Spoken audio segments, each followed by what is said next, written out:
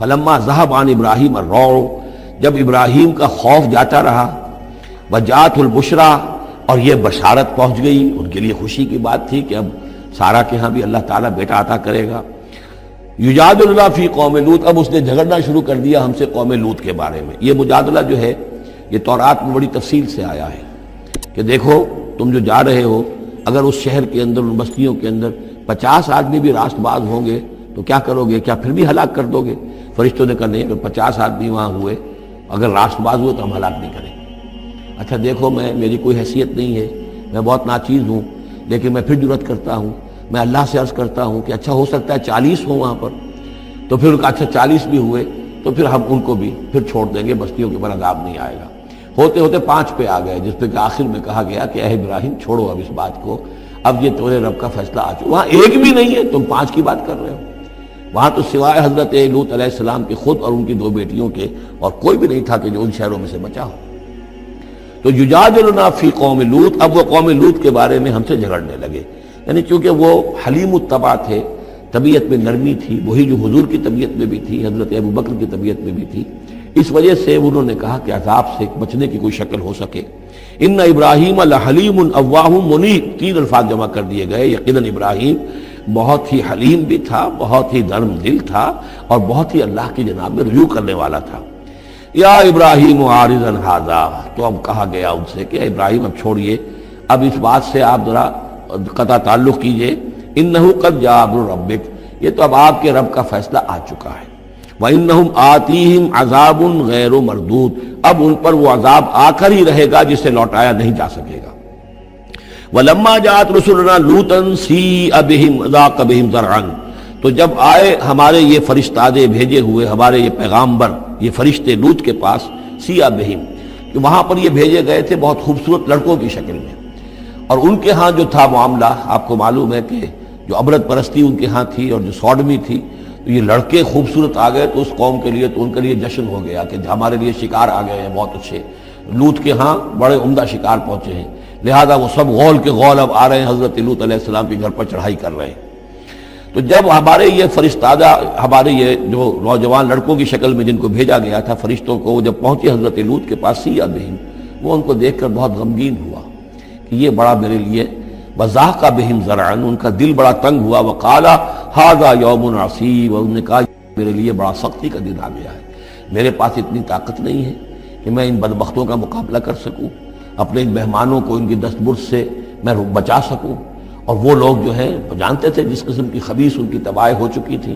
کہ وہ کسی اپیل اور کسی دلیل سے بعد آنے والے نہیں ہیں، تو اس سے ان کے دل کے اندر جو ہے وہ ایک عجیب کیفیت پیدا ہوئی۔ سیء بہم وضاق بہم ذرعا وقال ھذا یوم عصیب وجاءہ قومہ یہرعون الیہ، اور اب آئی اس کی قوم اس کے پاس والہانہ دوڑتی ہوئی، بڑے خوشی سے ناچتے ہوئے آ رہے ہیں کہ آج تو ہمارے لیے جو ہے وہ بہت ہی عمدہ شکار پہنچ گیا ہے۔ وَمِن قَبْلُ كَانُوا يَعْمَلُونَ السَّيِّئَاتِ، اور وہ پہلے ہی سے ان گندے کاموں کے اندر ملوث تھے۔ قَالَ يَا قَوْمِ هَؤُلَاءِ بَنَاتِي هُنَّ أَطْهَرُ لَكُمْ، حضرت لوط نے فرمایا کہ دیکھو میری قوم کے لوگوں، میری بیٹیاں موجود ہیں، وہ تمہارے لیے بہت پاکیزہ ہیں۔ اس کے 2 معنی کیے گئے، ایک تو یہ کہ بیٹیوں سے مراد ہے کہ جو تمہاری بیویاں ہیں وہ میری بیٹیوں کے مانند ہیں۔ نبی جو ہوتا ہے وہ گویا کہ قوم کے لیے والد کی جگہ ہے، جیسے کہ قرآن مجید میں وَأَزْوَاجُهُ أُمَّهَاتُهُمْ، حضور کی تمام ازواج جو ہیں وہ پوری امت کے لیے ماؤں کے درجے میں ہیں، تو گویا کہ میری بیٹیاں ہیں، اللہ نے تمہارے لیے ان کو پیدا کیا ہے، تمہارے لیے جوڑا بنایا ہے، وہ پاک جو ہے تمہارے لیے راستہ، اپنی شہوت کی کے تقاضے کو پورا کرنے کے لیے صحیح راستہ اس کو چھوڑ کر، اور یہ بھی ہو سکتا ہے کہ انہوں نے اپنی بیٹیوں ہی کو پیش کیا ہو کہ تمہیں اگر کرنا ہی ہے تو نکاح کر لو، میں اپنی بیٹیاں تمہیں نکاح میں دینے کو تیار ہوں، لیکن میرے جو یہ مہمان ہیں ان کے بارے میں مجھے رسوا نہ کرو۔ قال یا قوم هؤلاء بناتی هن اطہر لکم فاتقوا اللہ ولا تخزون فی ضیفی، تو اللہ کا خوف کرو اور دیکھو مجھے میرے مہمانوں کے معاملے میں رسوا مت کرو۔ الیس منکم رجل رشید، کیا تم میں کوئی ایک آدمی بھی شریف اور کوئی ایک آدمی بھی نیک چلن نہیں رہا؟ یعنی کوئی تو تم میں سے ایسا نکل آتا جو میرا ساتھ دیتا، جو میری ہاں میں ہاں ملاتا، تم میں تو معلوم ہوتا کہ کوئی ایک شخص بھی شریف النفس باقی نہیں رہا۔ قالوا لقد علمت ما لنا فی بناتک من حق، انہوں نے کہا کہ اے لوط تمہیں خوب معلوم ہے تمہاری بیٹیوں پر ہمارا کوئی حق نہیں ہے۔ اس سے معلوم ہوتا ہے وہ دوسری ہی بات ہی زیادہ راجح ہے۔ وَإِنَّكَ لَتَعْلَمُ مَا نُرِيدُ، اور تم خوب جانتے ہو جو ہم چاہتے ہیں، یعنی باتیں مت بناؤ، ہماری توجہ جو ہے ادھر ادھر لے جانے کی کوشش نہ کرو، تم جانتے ہو ہم جو چاہتے ہیں، جس کے لیے ہم حاضر ہوئے ہیں، جس کے لیے ہم پہنچے ہیں۔ قَالَ لَوْ أَنَّ لِي بِكُمْ قُوَّةً، انہوں نے کہا کاش کہ میرے پاس تمہارے مقابلے کے لیے کوئی طاقت ہوتی، او آوی الی رکن شدید، یا وہ کوئی قلعہ ایسا ہوتا جس میں مضبوط میں جا کر پناہ لے لیتا اور تم سے اپنے آپ کو اور اپنے مہمانوں کو بچا لیتا۔ یہاں ہے اصل میں حضور صلی اللہ علیہ وسلم کی ایک حدیث میں الفاظ آئے ہیں، یرحم اللہ لوطا لقد کان یاوی الی رکن شدید، اللہ تعالیٰ رحم فرمائے لوط پر، وہ ایک مضبوط قلعے میں تھے، اللہ تعالیٰ کی حفاظت تو انہیں حاصل تھی، لیکن یہ کہ اس وقت جو صورت بن گئی تھی ان کے لیے، جیسے جب جادوگروں نے جو اپنے انچھر پھینکے تھے اور وہ بھی بن گئے تھے فرعون کے دربار میں، وہ بھی شکل اختیار کر لی تھی انہوں نے سانپوں کی، تو حضرت موسیٰ پر بھی وقتی طور پر خوف طاری ہو گیا تھا۔ تو بن بنائے طب بشری خوف کا ہو جانا یہ کوئی نبوت کی عصمت کے منافی نہیں ہے۔ تو یہاں پر بھی اللہ تعالیٰ کی حفاظت تھی، اور جیسا کہ آیا فرشتوں نے پھر ذرا سا ایک ہاتھ ہلایا اور سب کے سب اندھے ہو گئے، وہ اس طرح کا معاملہ تفاصیل تورات میں ہے۔ قال لو ان لی بکم، لیکن جو حسرت کی کیفیت تھی اور جس طرح ضیق میں ان کی جان اس وقت آئی تھی، اس کا تصور کیجئے، کاش کہ میرے پاس تمہارے مقابلے کے لیے طاقت ہوتی، او آوی الی رکن شدید، یا کوئی ایسا ہوتا مضبوط مستحکم قلعہ جس میں جا کر میں پناہ لے لیتا۔ قالوا یا لوط انا رسول ربک، ان فرشتوں نے کہا اے لوط گھبرائیں نہیں، ہم آپ کے رب کے پیغامبر ہیں، بھیجے ہوئے ہیں، لن یصلوا الیک، یہ آپ تک پہنچ نہیں پائیں گے، آپ کو کوئی گردن نہیں پہنچا سکیں گے، آپ بالکل اطمینان رکھیں۔ فَأَسْرِ بِأَهْلِكَ بِقِطْعٍ مِّنَ اللَّيْلِ، اور بھی رات کا ایک حصہ جو باقی ہے اس میں آپ اپنے اہل کو لے کر، اپنے گھر والوں کو لے کر نکل جائیے اس بستی سے۔ وَلَا يَلْتَفِتْ مِنْكُمْ أَحَدٌ، اور کوئی بھی آپ میں سے پیچھے نہ دیکھے، پیچھے توجہ نہ کرے، پیچھے کی طرف کوئی خیال نہ آئے کہ ہمارے دوست تھے اور ہمارے یہ تھے اور ہمارے عزیز تھے، إِلَّا امْرَأَتَكَ، اور آپ کی بیوی بھی ساتھ نہیں جائے گی، وہ بھی یہیں رہے گی۔ یہ دو بیویاں ہیں جلیل القدر پیغمبروں کی، جن کا ذکر پھر آئے گا بڑی وضاحت کے ساتھ سورہ تحریم میں، ایک حضرت نوح علیہ السلام کی بیوی اور ایک حضرت لوط کی بیوی، کہ یہ اگرچہ کہ کانتا تحت عبدین من عبادنا صالحین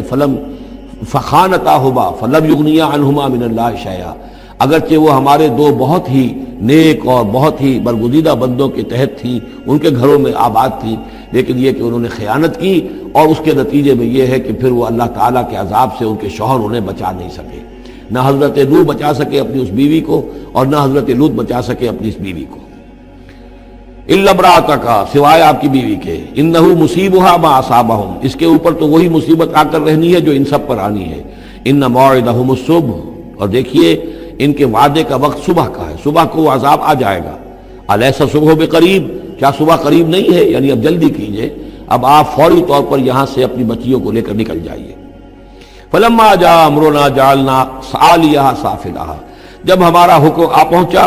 ہم نے اس کے اونچے کو نیچا کر دیا، یعنی کسی بستی کو تلپٹ کیا جائے تو چھت نیچے ہو جائے گی اور جو بنیادیں اوپر آ جائیں گی، عالیہا سافلہا، الٹ کر رکھ دیا بستیوں کو۔ وامطرنا علیہا حجارۃ من سجیل، اور مزید ان کے اوپر ہم نے بارش برسائی کنکروں کی، پتھروں کی،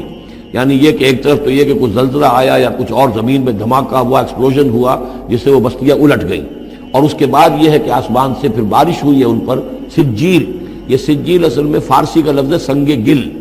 سنگ گل یعنی یہ کہ مٹی جو ہے اگر کسی صحرا کے اندر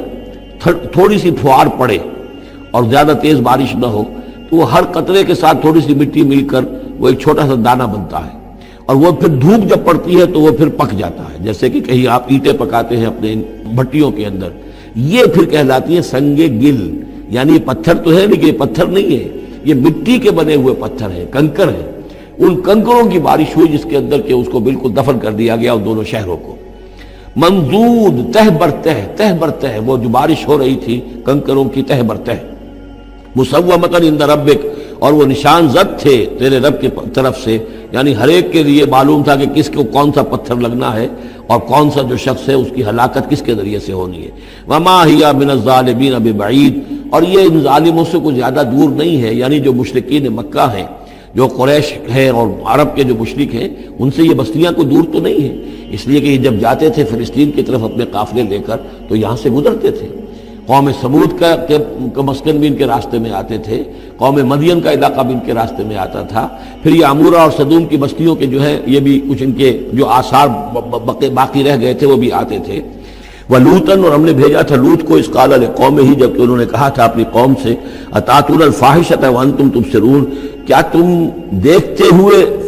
فحش کا حرکت کا ارتکاب کرتے ہو؟ یعنی یہ بھی معلوم ہوتا ہے کہ ان کے ہاں یہ مسئلہ اس درجے گندگی کو پہنچ گیا تھا کہ علی الاعلان مجلس کے اندر یہ حرکتیں کرتے تھے۔ أَإِنَّكُمْ لَتَأْتُونَ الرِّجَالَ شَهْوَةً فِي دُونِ النِّسَاءِ، کیا تم مردوں کی طرف کا رخ کرتے ہو شہوت کے ساتھ عورتوں کو چھوڑ کر؟ بل انتم قوم تجہلون، لیکن تم تو واقعتاً یہ کہ بہت ہی جہالت میں مبتلا ہو چکے ہو۔ فما کان جواب قومہ، تو نہیں تھا اس کی قوم کا جواب، الا ان قالوا، مگر یہ کہ انہوں نے کہا، اخرجوا آل لوط من قریتکم، نکال باہر کرو لوط والوں کو، لوط کے گھر والوں کو اپنے شہر سے، انہم اناس یتطہرون، یہ تو بڑے پاک باز لوگ ہیں، بڑے طہارت اور بڑی پاکیزگی رکھنے والے لوگ ہیں۔ فانجیناہ واہلہ، تو ہم نے نجات دی اس کو اور اس کے گھر والوں کو، الا امرأتہ، سوائے اس کی بیوی کے، قدرناہا من الغابرین، یہ ہم نے مقرر کر دیا تھا کہ وہ پیچھے رہنے والوں میں ہوگی۔ وامطرنا علیہم مطرا، اور ہم نے ان پر ایک بارش برسائی، فساء مطر المنذرین، تو بہت ہی بری بارش تھی وہ کہ جو ان لوگوں پر برسائی گئی کہ جن کو خبردار کر دیا گیا تھا۔